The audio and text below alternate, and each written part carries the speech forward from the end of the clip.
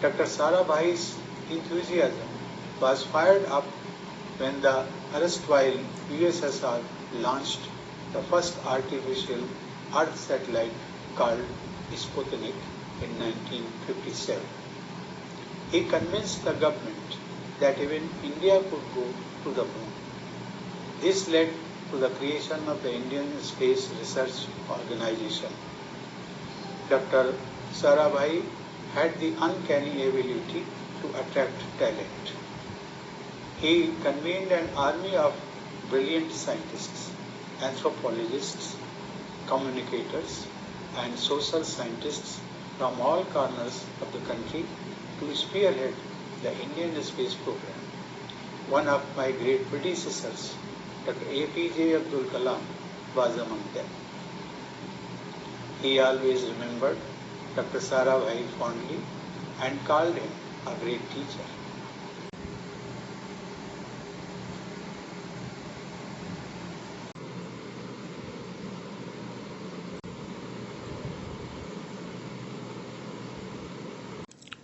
Dear friends and viewers, the President of India, His Excellency Ramnath Kovind, in his Twitter video, praised the greatest contributions of the Dr. Vikram Sarabhai and the emergence of ISRO to a splendid heights and colors in reaching the fifth largest orbiting planets, that is the moon in the solar system.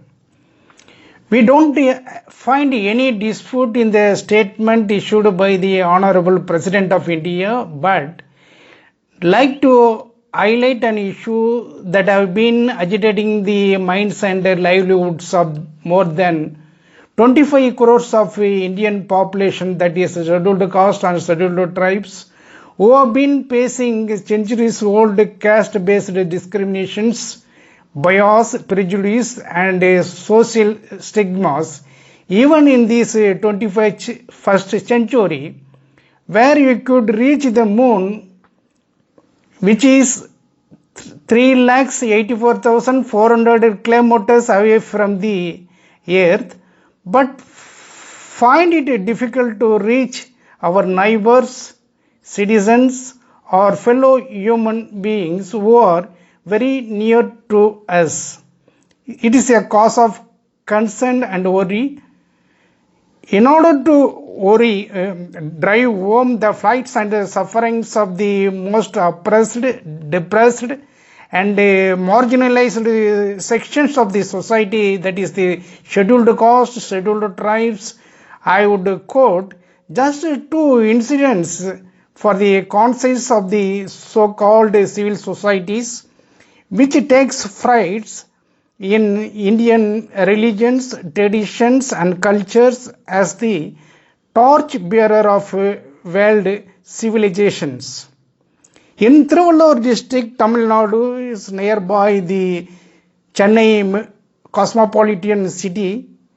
A Dalit women Panchayat president couldn't be able to hoist our national flag on Indian Independence Day, that is 15/8/2020, but hoisted the national flag in the presence of the district collector and the district superintendent of police. It is a great shame to note that the district authorities have been forced to act upon only after media report and struggles unleashed by the democratic forces. The irony is that Indian democracy has the maturity and wisdom to accept an Indian by birth, a Dalit, to be elevated to the level of the President of India, but couldn't allow to perform as a village Panchayat president. This incident is not an isolated one.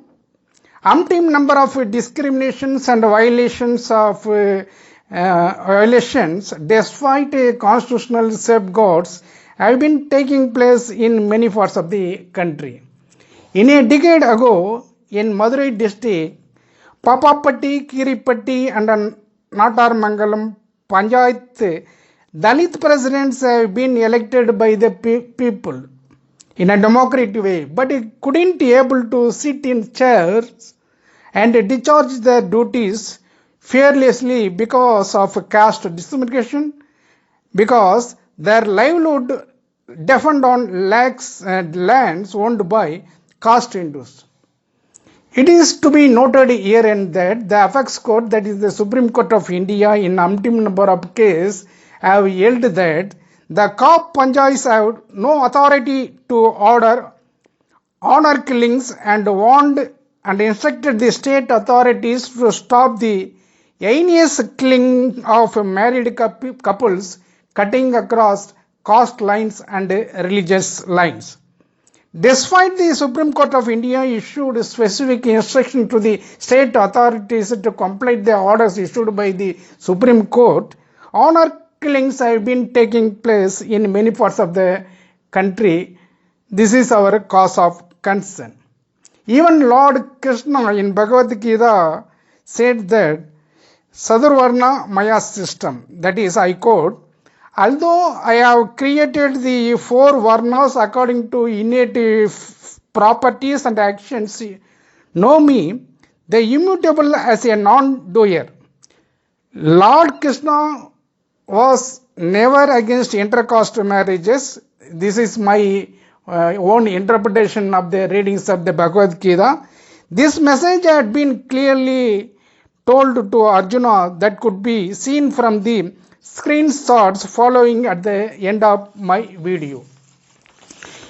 Even according to Vedas, marriage is a union between a masculine and a feminine entity with a commitment to pursue dharma, artha, kama and moksha in unison, and never against intercaste marriages is a point for our considerations of all conscious-minded people of this country. This is the version of Bhagavad Gita pronounced by Lord Krishna. It is a different story and a different version. However, Lord Krishna in his message to Arjuna asserted that the intercaste marriage is allowed, should be allowed. It was his contention. According to Dr. Babasaheb Ambedkar, in the matter of study of a person, it is fixed and hereditary. It is fixed because a person's status is determined by the status to which his parents belong. A Hindu cannot change his status because he cannot change his caste. Caste travels from birth to death. This is the cause of our concern. This is the cause of the concern of the one of the proponents of the international social scientists of the 20th century contemporary world has asserted that caste is a very worst thing that nowhere it is found in any part of the world.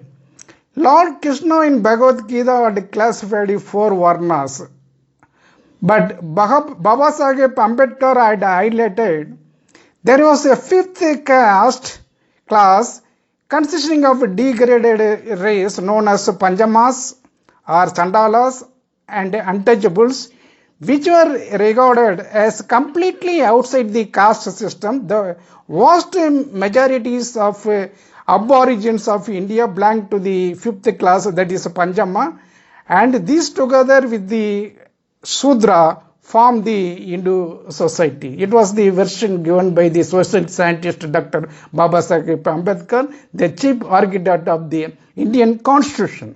According to him, untouchability, the sanction behind the caste system, is the religious sanction from the Vedas. Anything has a religious sanction because it becomes by virtue of its sacred and eternal, as it has been described in the religious scripts. He further advocated that the underlying idea that caste and untouchability are 2 different things founded on a fallacy. The 2 are one and are inseparable. Untouchability is only an extension of the caste system. There can be no severance between the two. In a system of graded inequality, there is no such a class as a completely unprivileged class except the one which is at the base of the social pyramid. This is the crux of the caste system. Why it exists centuries together unchanged by and large in the Indian society despite 73 years of Indian independence and the safeguards in the Indian constitution. Conclusion. Basically, the Indian constitution doesn't recognize any religion or caste. It aims to attain equality among its citizens. It is a glaring fact. As long as caste in India does exist, Hindus will oddly intermarry or have any social intercourse with the outside. And if Hindus migrate to other parts of the regions on earth or even the moon, Indian caste system would become a world phenomena or world problem or universe problem. Untouchability cannot be abolished in this country unless the social order is changed by establishing new values, and for this purpose there is urgent need to take this problem on the basis of justice, equality, liberty and fraternity to all without any discriminations. Hence, it is suggested that the central government should amend the term untouchability in Article 17 of the Indian Constitution to the term caste. Second thing, 90% of the Indian agriculturalists happen to be drawn from the scheduled caste and scheduled tribes families or communities. They are landless. It is suggested that both the central government and the state governments set in motion a process of land reforms to redistribute land to the landless agricultural laborers or the poor fashions by plugging all loopholes in the present laws. Finally, His Excellency, the President of India is requested to consider this and put an end to the caste system in India. I could not